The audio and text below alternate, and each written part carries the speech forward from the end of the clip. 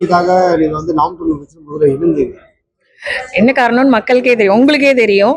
முக்கியமான காரணம்னு பார்த்தீங்கன்னா, நம்ம மக்களுக்காக யார் நிற்கிறாங்க அப்படின்றது தான், நல்ல விஷயங்களுக்காக யார் நிற்கிறாங்க அப்படின்றது தான் முக்கியம். அப்படி பார்த்தீங்கன்னா, யாருமே எந்த அரசியலுமே மக்களோட நலனுக்காக எதுவுமே பண்றது கிடையாது. உதாரணத்துக்கு இந்த போதையை எடுத்துக்கோங்க. அதுவே இன்னும் கட்டுப்பாட்டுக்கே வரல. எல்லா இடங்களும் பரவி இதா இருக்கு. இதுதான் முக்கியமா நாம் தமிழர் கட்சியில நான் வரதுக்கு முக்கிய காரணம். பொதுக்கூட்டங்கள்லாம் பாருங்க, மற்ற பொதுக்கூட்டங்களுக்கும் எங்களோட பொதுக்கூட்டங்களுக்கும் பாருங்க, நிறைய வித்தியாசங்கள் இருக்கும். எங்களது வந்து அந்த நேர்மை இருக்கும்.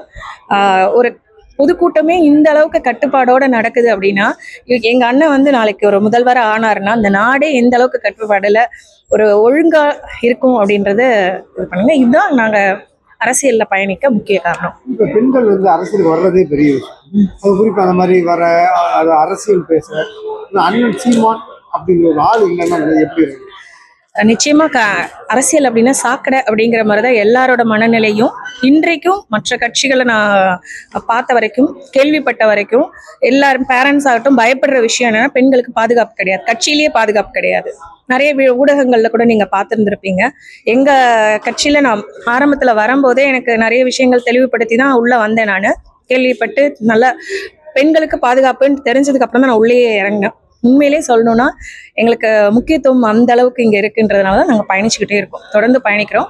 எங்களே அண்ணன் மட்டும் இல்லை, அண்ணன் எப்படி தங்கையா நினைக்கிறாரோ இங்க இருக்க ஒவ்வொரு உறுப்பினருமே தங்கையா அக்காவா அந்த மாதிரி ஒரு பாண்டிங்ல தான் பழகுவாங்க. அந்த நேர்மை எல்லார்ட்டையுமே இருக்கும். அண்ணன்கிட்ட மட்டும் இல்லை, அதுல இருக்க உறுப்பினர் எல்லார்ட்டையுமே அது சேம் இது இருக்கும். சின்னதா ஒரு மாறுதல் தவறுது இருக்குனாலும் எங்க கட்சியிலே களை எடுத்துருவாங்க. ஒரு சிறிய விஷயங்கள் அவங்கள்ட்ட தவறா இருந்தா கூட உடனே கட்சியை விட்டு தூக்கிடுவாங்க. அது எல்லாருக்குமே தெரிஞ்ச விஷயம். இதுதான் எங்க நேர்மைக்கான ஒரு அடையாளம். எங்க கட்சி நேர்மையா போயிட்டு இருக்கிறதுக்கு அடையாளமே இதுதான். இந்திய வேட்பாளர்கள் மிரட்டப்படுகிறார்கள் அப்படின்னு எப்போ நியூஸ் பார்க்கலாம், நீங்க இது எப்படி பாக்குறீங்க? எனக்கு அந்த மாதிரி மிரட்டல்கள் எதுவுமே வர கிடையாது. சில பேர் கிண்டல் கேலி பண்ணுவாங்க, இது அரசியல் வளராது. ஆனா நாங்க எவ்வளவு வளர்ச்சியை தொற்றுக்கோன்றது அவங்களுக்கு தெரியாது. படிப்படியா நடந்து வந்துட்டு இருக்க எங்களுக்கு தான் அது தெரியும். ஆனா அவங்களுக்கு பதில் சொல்லிட்டு இருக்கணும்னு அவசியமே கிடையாது. விவாதங்களுக்கு நம்ம பதிலே சொல்ல வேண்டாம். விவாதத்தை அப்படியே கம்மன் விட்டுட்டோம்னாவே வாதத்துக்கு மருந்து கொடுக்கலாம், விவாதத்துக்கு மருந்து கொடுக்க முடியாதுலாம் சொல்லி கேள்விப்பட்டிருப்பீங்க. உண்மையை சொல்லணும்னா அமைதியா நம்ம கடந்து போய் சாதிச்சு காட்டி அவங்கள்ட்ட நிரூபிக்கணும். எனக்கு எங்க ஃபேமிலி சப்போர்ட் கிடையாது. இன்னுமே நான் போன பேட்டிலையுமே அதே தான் சொன்னேன், எனக்கு ஃபேமிலி சப்போர்ட் கிடையாது. இப்போதைக்கு தற்சமயம் பாத்தீங்கன்னா என்னோட முயற்சிக்கு தடைக்கெல்லாம் இருக்க வேண்டாம்னு சொல்லி விலகி வேணா இருக்காங்க. கிண்டல் எங்க வீட்டுல இருந்தே இருக்கும் இருக்காங்க. அவங்க அதுக்காக என் கட்சிக்கு வாங்க அப்படின்லாம் அவங்க ஃபோர்ஸ் பண்ண மாட்டாங்க, சொல்லுவாங்க, பட் ஃபோர்ஸ் எல்லாம் பண்ண மாட்டாங்க. அதே மாதிரி நானுமே அவங்கள்ட்ட போய் என் கட்சிக்கு வாங்க அப்படின்னு ஆனா சொல்லுவேன். நான் என்னோட கட்சியை பத்தி விவாதங்கள் வீட்லயுமே நடக்கும், நிறைய ஃபைட்லாம் நடக்கும்.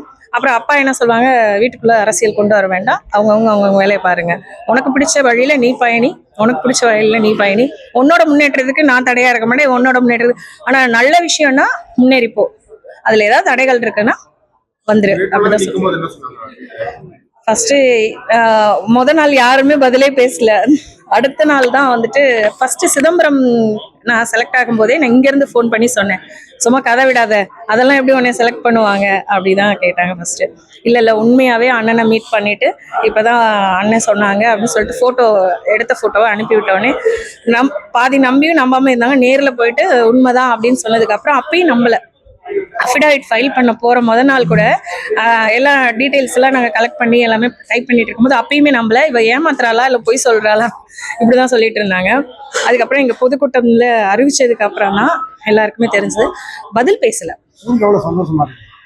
உண்மையிலே எனக்கு ஏதோ சாதிச்ச மாதிரி ஒரு சந்தோஷங்க. எனக்கு நான் வந்துட்டு சாதாரண ஒரு லைஃப் வாழ்றவங்க, பொதுமக்களா நான் வந்துட்டு ஒரு சாதாரண வீடு, பிஸ்னஸ், என் பிள்ளைங்க, இவ்வளவுதான் என்னோட உலகம். இதுல அரசியலுக்கு முதல்ல வரும்போது நான் ரொம்பவே முழிச்சேன். சில விஷயங்கள் அண்ணன் பேசின விஷயங்கள் நிறைய நான் பார்த்துட்டு கேட்டுட்டு இருந்ததுனால என்னால ஈஸியா அரசியல் வந்தோடனே அண்ணனோட கொள்கைகள் எனக்கு வந்து பேச முடிஞ்சுது. எனக்கு பரப்புரைக்கு போகும்போதுமே அண்ணனோட பேச்சு தான். அடுத்து சில கொள்கை பரப்பு செயலாளர்கள் பேசின விஷயங்கள் எல்லாம் இதெல்லாம் பார்த்துட்டு இருந்துட்டு எனக்கு என்னோட குணத்துக்கு ஏற்ற மாதிரியான விஷயங்கள் நிறைய இருக்கவும் தான் எனக்கு ரொம்ப பிடிச்சு போனது. அது அப்படியே பயணிச்சேன். உண்மையிலேயே நான் எதிர்பார்க்காத அளவுக்கு ஒரு ஓட்டுக்கு இது கிடைச்சது. ரொம்ப சந்தோஷமா ஃபீல் பண்ணேன். அடுத்த லெவலுக்கு வந்ததா எனக்கு ஒரு சந்தோஷம். இப்பயுமே பெரம்பலூருக்குமே அண்ணா தேர்ந்தெடுத்திருக்காங்கன்னு சொன்ன உடனே வீட்டில் கொஞ்சம் அப்படியே யோசிச்சாங்க, வேணான்னு சொல்லியிருக்கலாமே அப்படின்னாங்க. இல்லை இல்லை எனக்கு பிடிச்சிருக்கு, நான் நிற்கிறேன் அப்படின்னு சொன்னேன். சரி, ஓகே.